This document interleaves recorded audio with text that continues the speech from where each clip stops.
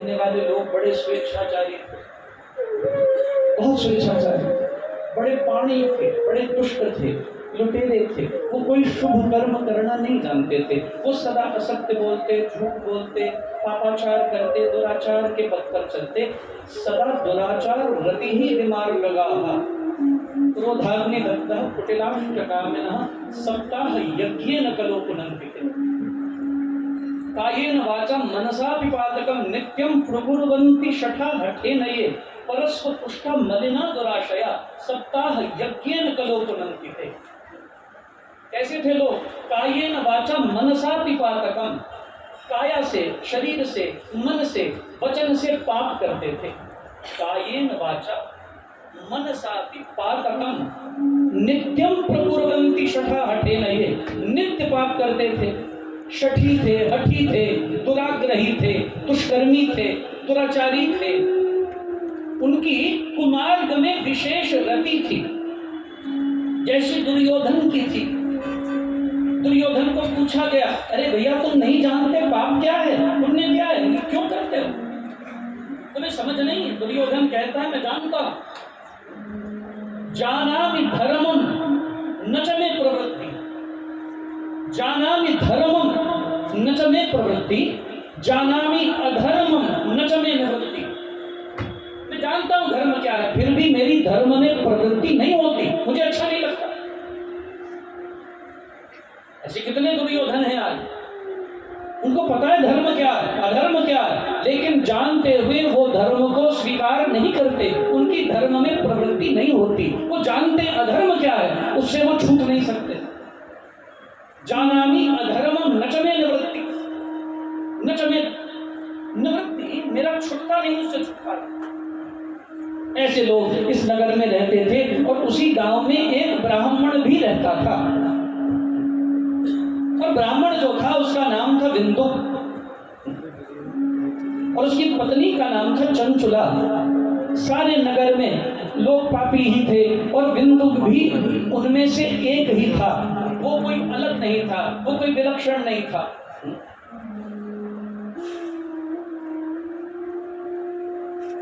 यहाँ एक शहर है पंजाब में, लहरा गागा, वहां कहते हैं लहरा लहर सुमंदली, बड़ा जाता था। एक कथा की हमने वहां, तो वहां हमारे से एक सज्जन मिले, तो किसी ने उनकी इंट्रोडक्शन कराई, बोले स्वामी जी ये ब्राह्मण देवता है। तो हमने भी बड़े प्यार से अभिनंदन किया। बोला स्वामी जी एक मिनट, अभिनंदन से पहले ब्राह्मण था मैं, पर रावण के कुल था।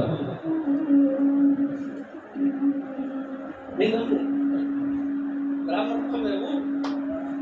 उसने पहले समझा दिया भाग मत जोड़ो, रावण के कुल का ब्राह्मण हूं। हमने कहा भैया जाओ आगे बढ़ो। यहाँ कहा ऋषि पुलत्स जस विमल मयन का, सुंदरकांड में लिखा है तुम पुलत्स ऋषि के कुल के हो। रावण को याद कराया है तुम्हारा कुल क्या है, कुल के अनुरूप कार्य करो। पुलत्स, तुम इनके कुल के हो, उस कुल के नाम की लाज रखो, शर्म रखो। ब्राह्मण होना ही आवश्यक नहीं, शरीर से ब्राह्मण हो गए लेकिन कर्म ब्राह्मण जैसे नहीं, तो फिर ब्राह्मणत्व से पतित हो जाओ। ब्राह्मणत्व को संभालना बड़ा आवश्यक है। यदि ब्राह्मण है तो निष्ठ बने अपने वर्ण के प्रति, उसके अनुरूप कार्य करें, जिम्मेवारी। महाराज ये जो ब्राह्मण था ये भी उसी नगर में रहता था। अब जैसी रंगत, रंगत कैसे आती? संगत से। जैसी संगत वैसी रंगत, जैसा पानी वैसी वाणी।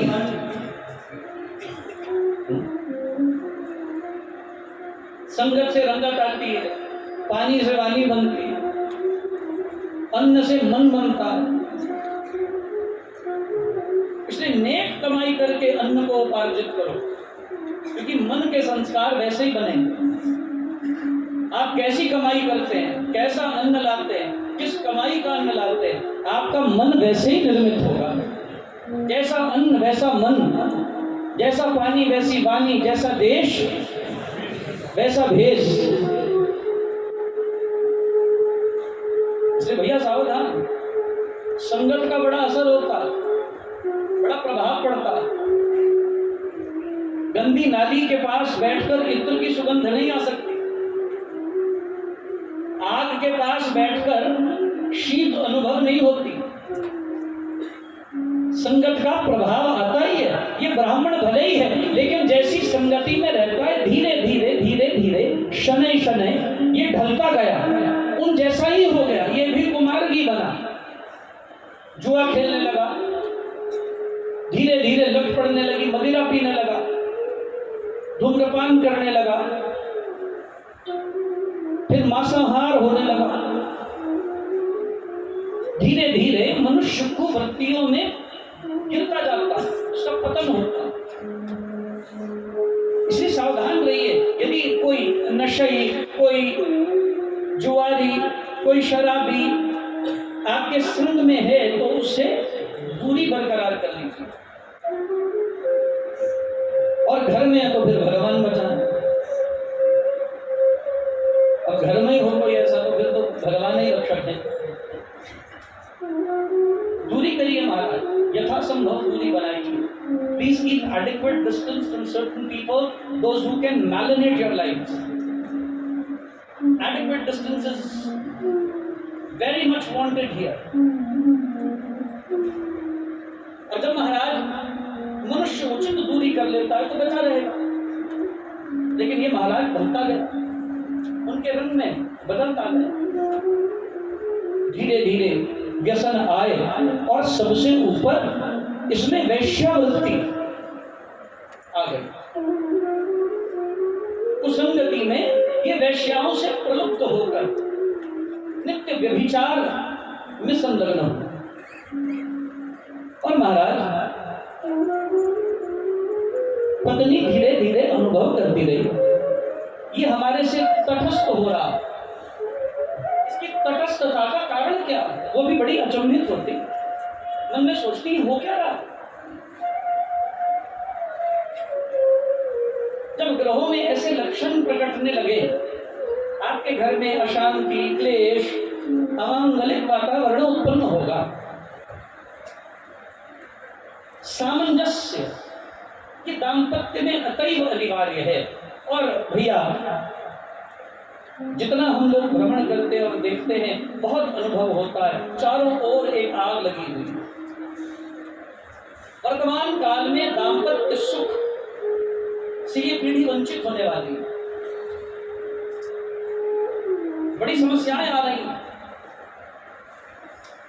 बड़े जटिल हो गए हैं ये दाम्पत्य जीवन। आज के मर्यादाएं मिट गई हैं, मर्यादाओं का लोप हो रहा है,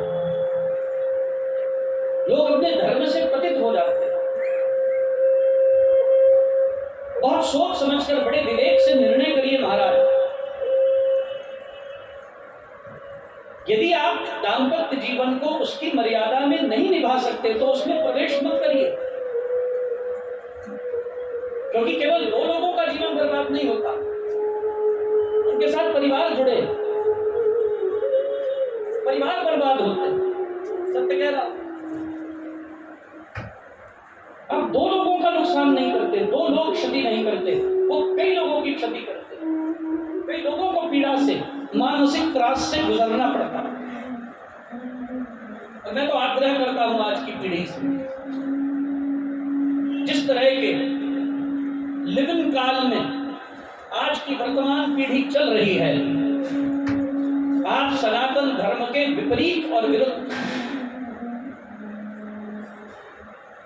यहां पर अरेंज्ड मैरिज इसी का प्रावधान है।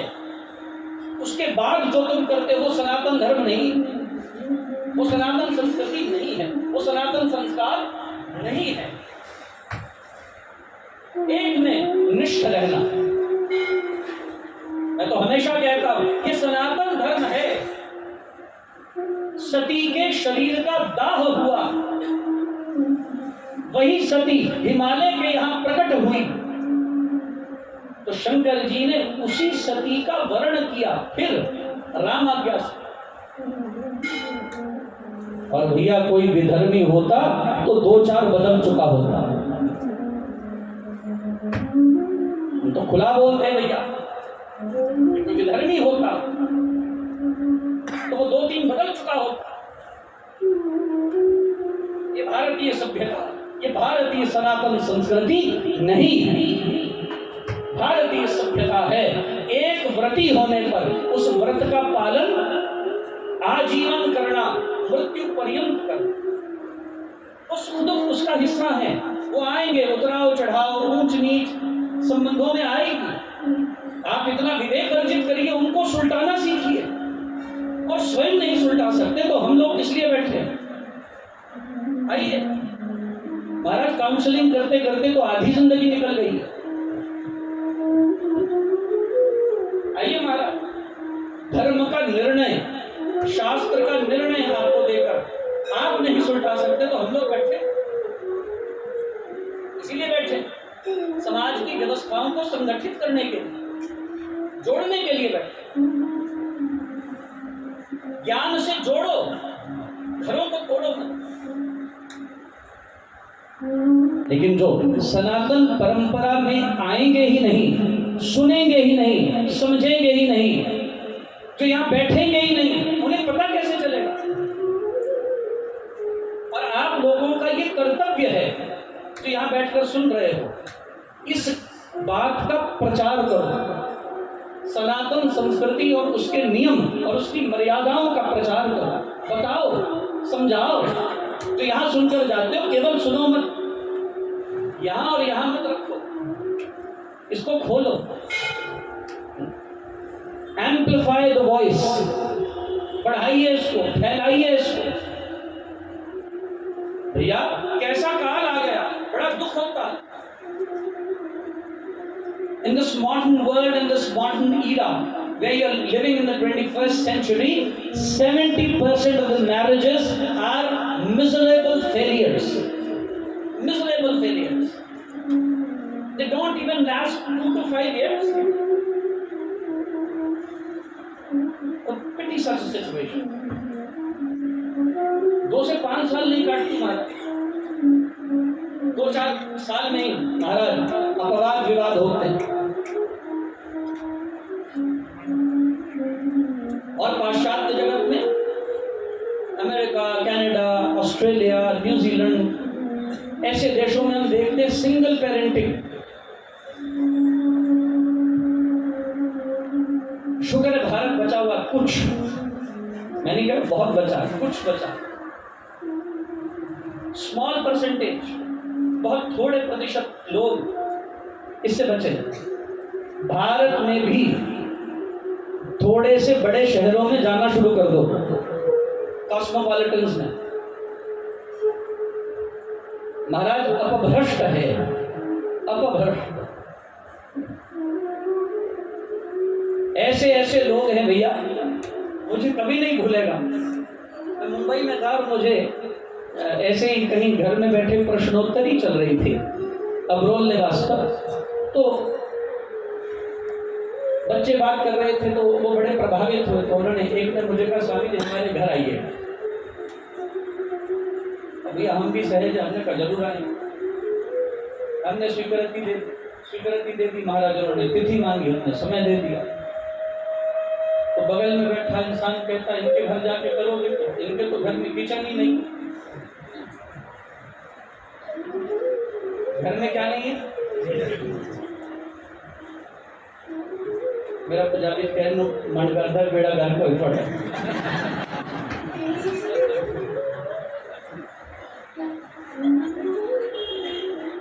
किचन नहीं, देखो गुजारा कैसे करेंगे? बोले स्वामी जी सुबह कॉर्पोरेट लोग हैं। कौन है? इंसान है, गधे, घोड़े हैं, भूत हैं, पिशाच हैं।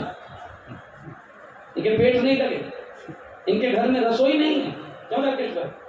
किसी के घर में रसोई न हो, बर्तन न हो।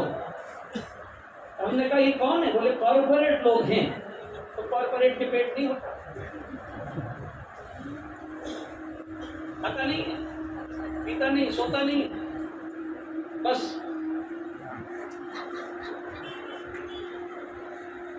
ये सारा दिन मार मार के ये खाली हो गया, गधे घोड़ों की तरह काम करते। कॉर्पोरेट हुआ, क्या हुआ? कौन सा भूत है ये कॉर्पोरेट? बोले स्वामी जी सुबह ब्रेकफास्ट करते हैं ऑफिस में, सुबह लंच, दोपहर को लंच ब्रेक होती है, उसमें कहीं स्टारबक्स चले गए, कहीं यहाँ चले गए, कहीं वहां चले गए, रात को आए किसी रेस्टोरेंट में खा के आए। बोले इस लड़की को तो भोजन ही नहीं बनाना आता। रोज कथा सुनते, अदिति सुन रही हो तो ध्यान से सुनो, तो ताड़ दे भैया, एकदम सीधा कर दे, किचन बनवाई। हमने कहा हम तुम्हारे घर में आ रहे हैं, इधर उधर से मत लाना, पहले जाओ सुबह बर्तन खरीद के लाओ। अदिति है उसका नाम, तो सुन रही है, सब लाइव सुन रही, फटकार मार रहा हूं तुझे, सुन, कान खोल के सुन, सबके बीच में फटकार मार रहा। बर्तन खरीद के लाई, अपनी मां को बुलाया,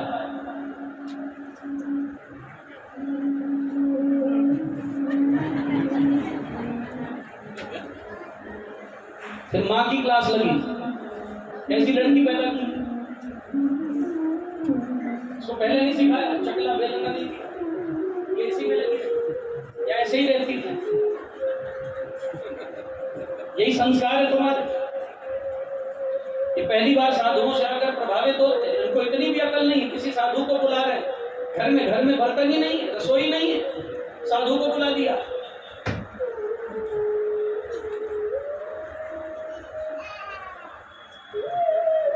हम संडे को आए, मंडे को आए, हमें अंडे नहीं चाहिए। रसोई शुद्ध करो, अभी से मुझे बुलाना है तो नियम में रहो। रसोई बनी महाराज, पहले दिन तो उसकी मां ने बनाया, अगली बार अगले वर्ष जब मैं गया, साधु और सत्संगति का प्रभाव क्या होता है, अब घर में रोटी बनती है 3 समय। अब रेस्टोरेंट से नहीं आती, ऑफिस की कॉर्पोरेट कैंटीन का खाना नहीं खाते, हाथ का पका हुआ ताजा शुद्ध आहार, ना जिसमें अदरक, न लहसुन, न प्याज, जिसमें मिर्च जुड़ गया, काली, हरी, लाल, पीली, नीली, बड़े तरह की होती है, शिमला, पहाड़ी, हम कुछ नहीं खाते जिसमें मिर्च लग जाए, काट दो, काटा, क्रॉस, सिरका, इन सबको अपनी रसोई से तिलांजलि दीजिए, इनको विदा करिए महाराज इज्जत के साथ। कूड़े की पेटी होती है, बड़े प्यार से डालिए, शुद्ध रसोई, इस रसोई से सात्विकता निर्मित हो, आहार शुद्ध हो, सत्व शुद्धि। महाराज उसी अदिति को थोड़ा प्यार भी दे दे, फटकार तो देती, सुन बेटा, साधुवाद है तुझे, और भैया ऐसा भोजन बनाने लग गई है, अपनी मां को भी फेल कर दिया। अब तो ऐसा लगता है मां को सीखना चाहिए बेटी से। दाम्पत्य जीवन, कैसा दाम्पत्य जीवन हो, तुम एक प्रण, एक व्रतधारी होकर उसको अपने अंत समय तक निभाओ। और मुझे गर्व होता है उन बच्चों पर जो आकर सत्संग सुनते हैं, जो आकर सत्संग श्रवण करके अपने जीवन की धारा को बदलकर सुव्रती होकर अपने व्रतों में अचल निश्चल होकर उनका पालन कर। महाराज, ये वाशकाल नगर के लोग, ये आज की बीमारी नहीं, ये पहले की है, तब की है महाराज। ये दुराचारी थे और बिंदुक भी वैश्यावृत्ति से ग्रस्त होता। और चंचुला धीरे धीरे समझने लगी इसकी तटस्थता का कारण क्या। और महाराज, चंचुला किसी न किसी तरह अपने धर्म का पालन करती रही। कुछ दिन तक तो वो सहज होकर पालन करती रही, सदाचार पर उत्प्रेरित करने की चेष्टा करती रही। लेकिन महाराज, कभी कभी जब हम गलत होता हुआ देखते हैं, अपने साथ गलत अनुभव करते हैं, तो कभी कभी अपना मन भी बगावती हो जाता है। कभी कभी हम प्रतिकार देखकर बगावत करते हैं। तुमने ऐसा किया तो हम भी कर सकते हैं। और प्रतिकार हुआ, बगावत हुई चंचुला के चित्त में। यदि ये ऐसा है तो फिर मैं भी इसे दिखाऊंगा। और याद रखना, कामेश क्रोधेश रजोगुण समुद्भव महाशनो महापापा। भगवान कहते हैं ये महाशत्रु है, महापापी, ये बहुत पाप कराता है, काम और क्रोध।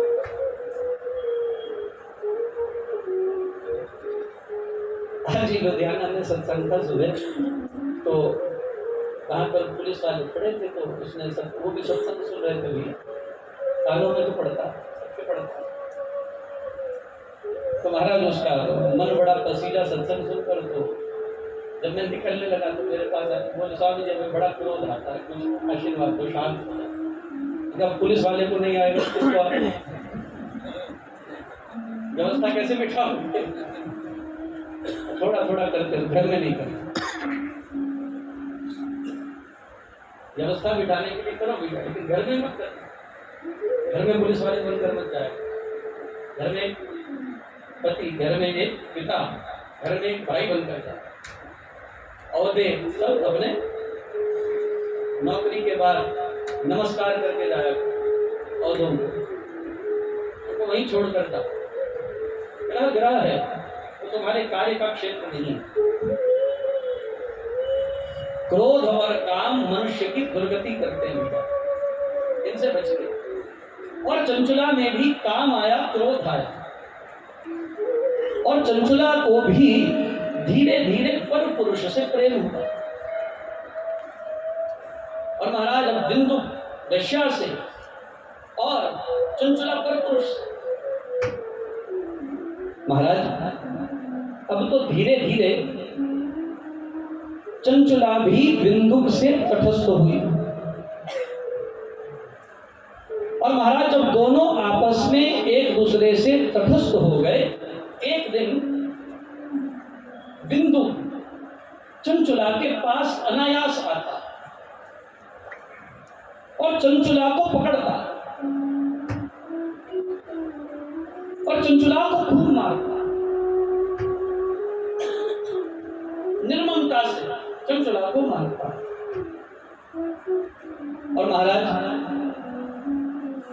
शिव महापुराण में ये जो कहा गया, कभी कभी मैं बहुत विचार चिंतन करता था, ऐसा भी हो सकता, ऐसा हो सकता है कि बिंदु आकर चंचुला को कहता है, तेरा संबंध किससे? जिससे बिंदु संबंध की जांच कर रहा है वो व्यक्ति बड़ा धनाढ़ है, बड़ा संपत्तिवान है, सत्ताधारी है। बिंदु को जब पता चलता है तो चंचुला को कहता है, एक काम करो, अब हमें पता चल चुका है, तुम इसके साथ अपने संबंधों को जारी रखो और इसका धन लूटती रहो। तुम इस जार पति के साथ अपने संबंध को जारी रख के इसका धन लूटती रहो, इसके लुटे हुए धन से हम दोनों ऐश करेंगे। कभी कभी मैं बहुत सोचता था, भैया शिव महापुराण में ये जो ऐसी कथा है, ये वर्तमान समाज में कहीं घट नहीं सकती। लेकिन अमेरिका सारे शास्त्रों का अनुभव करवा देता। जो आपको लगता है ना शास्त्र में लिखा है ये कैसे होगा, होता होगा कि नहीं होता होगा, अमेरिका में आ जाओ आपको मिल जाएगा कोई न कोई। एक बार मेरीलैंड में एलिकॉट सिटी में मेरी कथा चल रही थी शिव महापुराण, और मैं वहां ये प्रसंग सुना रहा, और एक महिला बैठी रोए ना। अब भैया हम तो कोई टारगेटेड कथा तो नहीं करते, कथा तो कथा है, कौन आकर बैठा, किस परिस्थिति में बैठा, कैसे बैठा, ये कोई टारगेटेड तो नहीं है, एक व्यक्ति के लिए बोला जाता है, सबके लिए। कथा तो कथा है, शिव महापुराण तो शिव महापुराण, हम उसको कैसे बदलते। वहां एक महिला रोए जा रही है, कथा सुन रही है, उसके आंसू झर झर झर झर छम छम बरसते हैं, हमें तो सब दिखते हैं। तो महाराज वो मेरे उठने से पहले मैं उससे उठकर पूछूं भैया क्या हुआ,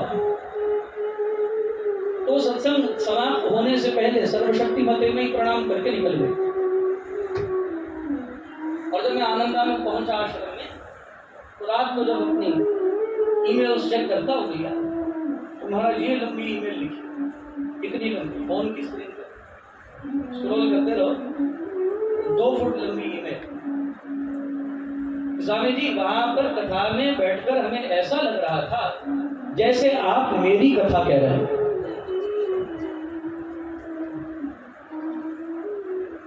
मन डबडबा गया, बड़ा अचंभा हुआ। वर्तमान समय में ऐसा हो सकता है? So called educated people, I am calling them so called, तथाकथित पढ़े हुए लोग, तथाकथित। कहां तुम्हारी पढ़ाई, कहां तुम्हारे ज्ञान, कहां तुम्हारे संस्कार, क्या पढ़ा आपने? ऐसे लोग इस काल में होते हैं। मुझे भैया सच मानिए, मैं शिव महापुराण की सौगंध खा रहा हूं, नलिनेश्वर महादेव की सौगंध।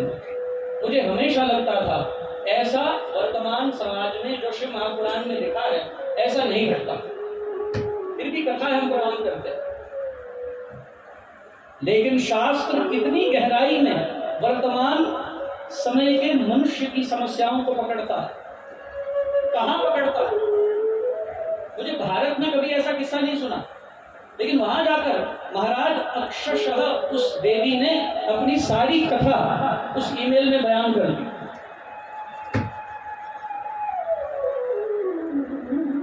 बिल्कुल हूबहू जो कथा में है, हूबहू। पति का संबंध किसी और से, पत्नी का संबंध किसी और से, जब वो ज्ञात हुआ तो पति कहता है तू रख उस संबंध को, तू बढ़ा उसे, धन ऐंठ कर ला, ताकि उस ऐंठे हुए धन से हम दोनों ऐशो आराम की जिंदगी व्यतीत करें। और महाराज चंचुला बिंदु के भय से अपने जार पति से धन लेती और बिंदु को लाकर देती, बिंदु वैश्या के लिए उस धन का उपयोग करता, और ये सब चलता रहा। महाराज एक दिन वैश्या ने शराब के नशे में धुत बिंदु को देखा, और बिंदु के पास बहुत सारा धन था। इतना धन बिंदु आज तक कभी लाया नहीं था। वैश्या ने सोचा ये सही मौका, इसकी जीवन लीला को यही समाप्त करके सारा धन ऐंठ कर हम निकल जाए। और महाराज वैश्या ने वही किया। Sin is always created in your mind. पाप यहां पैदा होता है। सबसे पहले पाप के सारे गणित यहां लगते हैं, फिर वो क्रिया में आते हैं। इसलिए सर्वारंभ परित्यागी, भगवान कहते हैं तुम सर्वारंभ परित्यागी बनो। कोई ऐसा बुरा विचार आए यहाँ, उसको वहीं निगेट कर दो, उसको वहीं काट दो, उसको आगे बढ़ने मत देना, क्योंकि जो यहाँ आ गया वो कभी न कभी इस काया से तुम कर ही दोगे। तुम्हें परिस्थिति अनुकूल लगी, तुम्हें मौका मिल गया, तुम्हारा हाथ लग गया, तुम्हारा दाव लग गया, जो बुद्धि और मन में है वो एक ना एक दिन क्रिया में आ ही जाएगा। तो यहां ही मत रखो, और यहां आता है तो उसको तुरंत काट दो। अपनी सही सोच से, भजन के प्रभाव से उसको मिटा डालो, खत्म कर दो, नहीं तो पाप होगा, अनाचार होगा। आप पहले सोचते हैं ना, ऐसा करें ऐसा करें ऐसा करें, पहले तो सोच ही होती, फिर धीरे धीरे आप देखते हैं जो सोच है उसके हिसाब की परिस्थिति है, उसके हिसाब का वातावरण है, उसके हिसाब की अनुकूलता है, तभी हम करते हैं। और कभी न कभी अनुकूलता बन जाएगी, आज नहीं कल बन जाएगी। फिर जो बुद्धि में है वो हम करेंगे, और करेंगे तो फंसेंगे। वैश्या ने भी सोचा इसको ठिकाने लगाए, और वैश्या उसका धन लेकर निकल गई।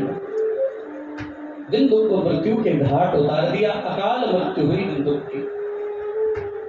और जिसकी अकाल मृत्यु होती है वो प्रेत योनि में परिभ्रमण करते हैं, पिशाच बनते, अकस्मात मृत्यु वाले।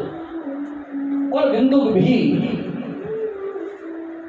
अकस्मात मृत्यु को प्राप्त होने के कारण दुराचारी था, पापी था, अधम था, नीच था, विकृत था, वैमनस्य से ग्रस्त था, विकुंठित था, अमांगलिक जीवन जीने वाला था। इसलिए इसकी सद्गति कैसे होती? इसकी सद्गति नहीं हुई, है प्रेत बनकर भटकता है। और इधर चंचुला का संबंध उसके जार पति के साथ धीरे धीरे चलता रहा। अब चंचुला की भी धीरे धीरे अवस्था ढल गई। एक दिन बाशकाल नगर के लोग तीर्थ यात्रा करने के लिए निकले प्रयागराज में, और जब प्रयाग में गए तो सबने चंचुला को जोर लगाया, भैया तुम्हारी ये बढ़ती आयु है, इस बढ़ती आयु में तुम भी कुछ पुण्यार्जन कर लो, चलो हमारे साथ तीर्थ चलो। और चंचुला भी उनके कहने से, देखो कई लोगों को धक्का लगाना पड़ता है, वो कर तो लेते हैं लेकिन थोड़ा धक्का लगाना पड़ता है। आप भी जब आते हैं ना, अगर कभी किसी को साथ में लाना हो, कथा में कहना हो भैया चलो कथा हो रही सुन लो, तो थोड़ा धक्का लगा के लाना पड़ता है, वो खुद ब खुद नहीं आते। और ये जो धक्का साधक होते हैं,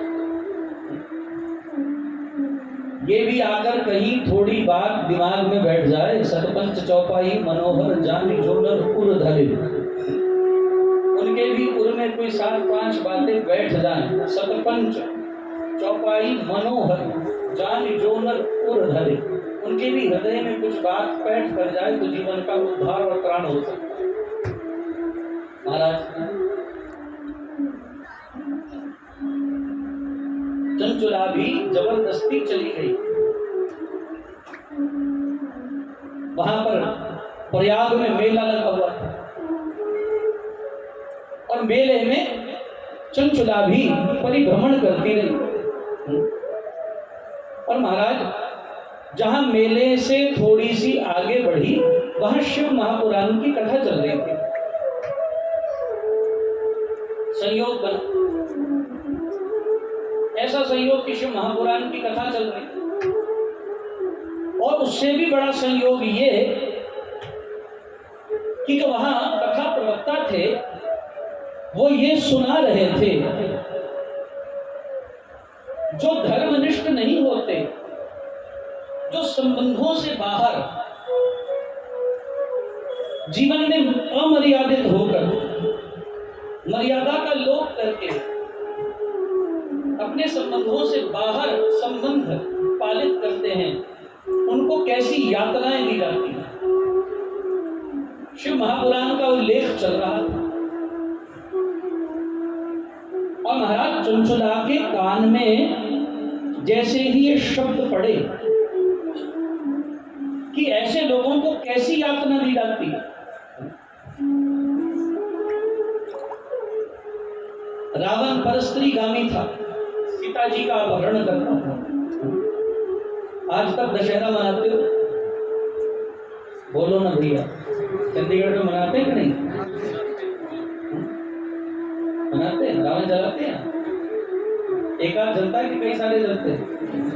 कई सारे जलते हैं। आपका क्या खराब किया रावण? तुम्हारा क्या बिगाड़ा? बिगाड़ा तुम्हारा? क्या जलाते? कई सारे क्या जलाते? तुम्हारा तो कुछ नहीं बिगाड़ा। तुम्हारी सीता तो घर में ही बैठी, ले गए उठा के, जो तुम इतने आगे अग्रज होकर उसको चला। लेकिन याद रखिए, हंसी की बात एक तरफ, रावण इसलिए जलता है क्योंकि उसने मर्यादा का लोभ किया। ये सनातन धर्म के विपरीत, इसलिए सनातन धर्मी उसको जलाते हैं, उस बुराई को जो आज भी कहीं पनप रही हो तो जल जा, मिट जा, उसको जड़ से मिटा दिया जाए। उस बुराई को यदि वो तब से शुरू हुई है, कहीं आज भी पनप रही हो, तो देखने वाले समझ जाएं, जो पर स्त्री पुरुष संबंध रखने वाले हैं वो इस विकृति को समझ लें। समाज इसका स्वीकार नहीं करता, इसलिए जला कि समाज उसका स्वीकार कदाचित नहीं करता। और महाराज चंचला के कान में यही शब्द पड़े और चंचला तो भयभीत हो गई और वहां खड़ी खड़ी इंतजार करने लगी वो सन्यासी नीचे उतरे और मैं उनके चरणों में गिरकर उनसे उपाय, उनसे हल मांगू, उनसे समाधान मांगू। ये गलती मैं कर चुकी हूं जो आप बोल रहे हैं,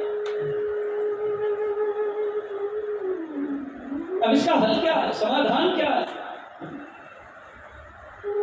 सन्यासी नीचे उतरे, चंचला जाकर उनके चरणों में गिरकर प्रणय करने लगी। महाराज हमें बताइए, हमारे से यही भूल हुई है जो आप कह रहे हैं, मेरे से ऐसा जघन्य अपराध हुआ है और वो अपराधों को सुनकर मेरा चित्त विकंपित हो गया, मैं डर गई हूं, मैं बड़ी भयभीत हूं।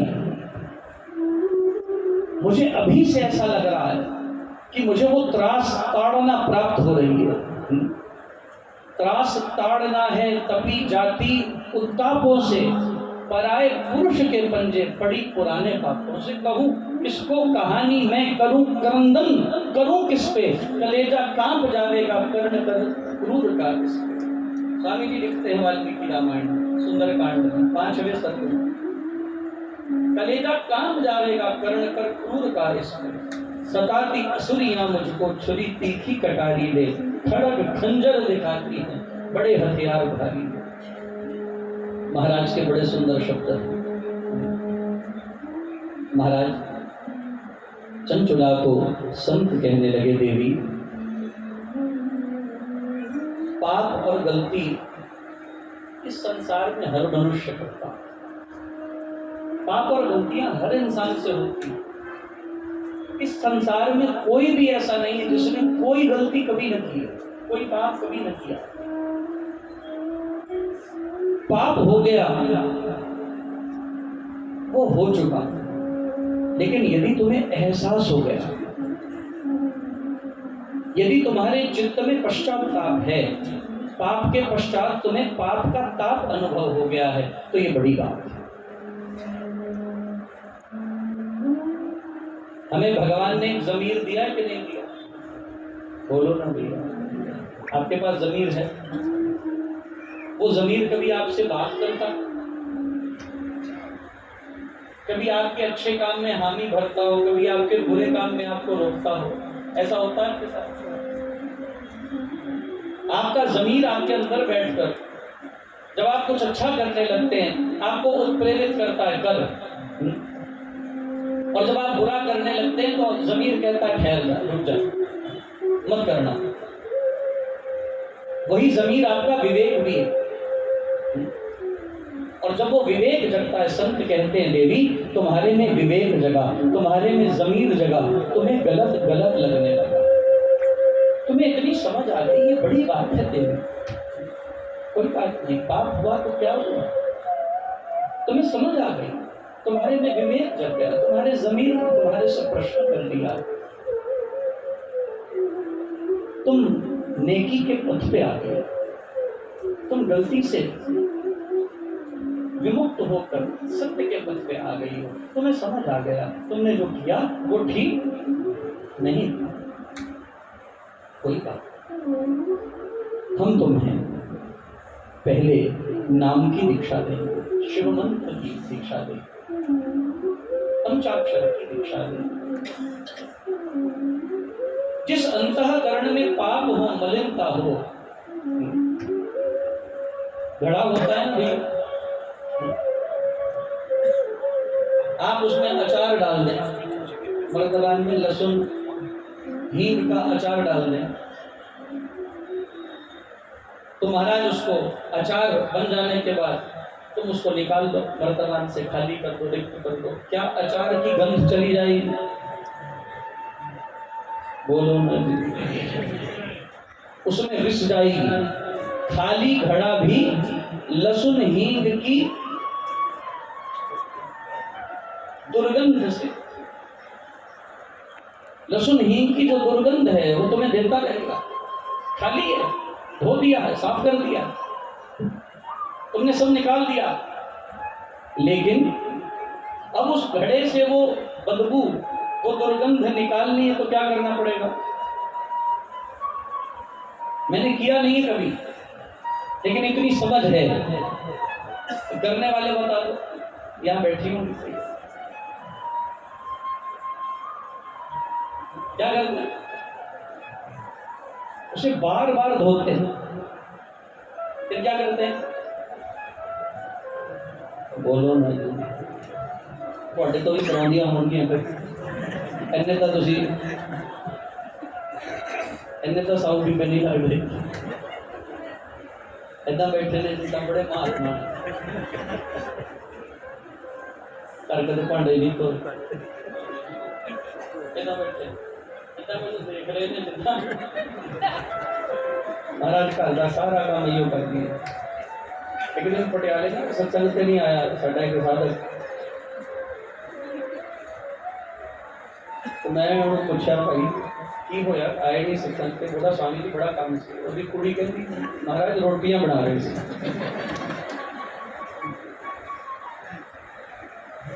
सुरेश गर्ग जी रोटियां जो बनाते हो, मैंने पहला कोई गल दसिया ना करो, जो दस दी है तो फिर अपना नाम लैके सुनिया करो, मैं तो बख्शना नहीं पा।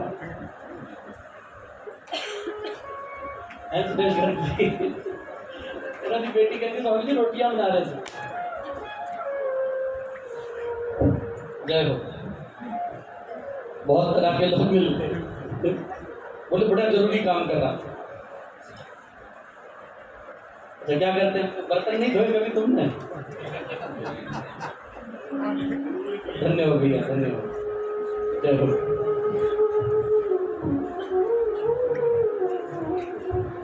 उसको बार बार धोते बर्तन को, और फिर वर्तमान को धोकर क्या करते हैं? मैंने धोया नहीं कभी, जरूरत भी नहीं पड़ी।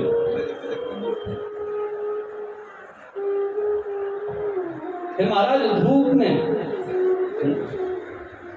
उसको सीधे मुंह रखते, फिर धोते, फिर उसको उल्टा रखते, फिर जब वो पानी बूंद बूंद निकल जाती फिर क्या करते हैं? सीधा कर देते हैं, उल्टा सीधा, धोया सुखाया, धोया सुखाया, धोया सुखाया, 2 4 5 बार में ऐसा करने से उसकी गंध धीरे धीरे, बोलो ना दीदी, चली जाती। धोना क्या होता है? धोना है कथा, यहाँ बैठना। ये जो शरीर का घड़ा है ना, इसमें विकारों के लहसुनहीन डल चुके हैं, अब उसकी सफाई करनी है भैया, उसकी गंध निकालनी है, उसमें कस्तूरी को महकाना है। कस्तूरी महके, महाराज ने भक्ति प्रकाश में लिखा, लहसुन हींग के घड़े में कस्तूरी का न स्थान, अनअधिकारी जन कभी पावे ना नाम ज्ञान। लहसुन हींग के घड़े में कस्तूरी नहीं महकेगी, पहले उसको साफ करना पड़ेगा। जिस मन में विकार हैं, पाप हैं, जिस शरीर रूपी घड़े में विकार पाप आकर प्रविष्ट हो गए, जिसमें से दुर्गंध आने लगी, उसमें नाम की कस्तूरी डालने से पहले उसको शुद्ध करना पड़ेगा। उसको ज्ञान की धूप में उसको सुखाना पड़ेगा। वो कथा सत्संग में घट बैठेगा, धुलेगा, फिर ज्ञान की धूप से सूखेगा। और ये बार बार होगा, एक बार में नहीं। तुम सोचो आज ही शिव महापुराण सुनी और आज ही पवित्र हो गए, नहीं नहीं भैया, ये तो कई बार सुनने पड़ेगा, कई बार बैठना पड़ेगा, कई बार सूखना पड़ेगा, तब जाकर जब ज्ञान से पवित्र हो जाओगे, निर्मल हो जाओगे, फिर कस्तूरी डाली जाएगी, नाम की दीक्षा, फिर मंत्र का गीत, कस्तूरी डाल दी जाएगी, फिर घड़ा महकेगा। संत कहने लगे, देवी तुमने जो बताया उसका मैं तुम्हें हल बताऊंगा। तुम पहले ज्ञान श्रवण करो, कथा सुनो, और कथा सुनने के बाद नाम की दीक्षा लो, फिर कथा सुनो। बहुकाल करियम सतसंगा, राम भगति तब सुलभ विहंगा। तो दीर्घकाल, दीर्घ समय तुम सत्संग करोगे, तब जाकर शुद्धि और पवित्रता आएगी। चंचुला ने कहा, महाराज मैं तैयार हूं, मैं जीवन के उस मोड़ पे आ चुकी हूं जब मैं जीवन में सब कुछ करके देख चुकी। अब मेरी बांह पकड़कर मुझे भव से पार लगा। मैं समर्पित हूं, मैं आश्रित, समर्पण करती। कथा सुनने लगी, कथा सुनते सुनते रुदन करती रहती। आंसू मीठे होते हैं कि खारे? बोलो ना भैया, खारे आंसू होते हैं। क्यों होते हैं खारे? क्योंकि मन की अधमता को लेके निकलते, मन के विकार को उड़ेल देते हैं बाहर, निकाल देते हैं शरीर से बाहर। मन का अर्थ जब निकलता है तो अश्रु आते, आंसू आते, मन की अधमता आंखों के माध्यम से बाहर निकलती रही। मन धीरे धीरे पवित्र हो गया, शुद्ध हो गया, निर्मल हो गया। और जब संत कथा सुनाते सुनाते अनुभव करते, इसके मन में निर्मलता आ गई है, तो संत ने कथा रोकी और कहा, बेटी अब तो नाम की दीक्षा प्राप्त करो। क्या मंत्र लो? ओम नमः शिवाय, ओम नमः शिवाय। तुम इस मंत्र को प्राप्त करो। कल जो भाव मैंने गाया, एक बार मेरे साथ मिलकर फिर से इस भाव को प्रेम से दोहराइएगा।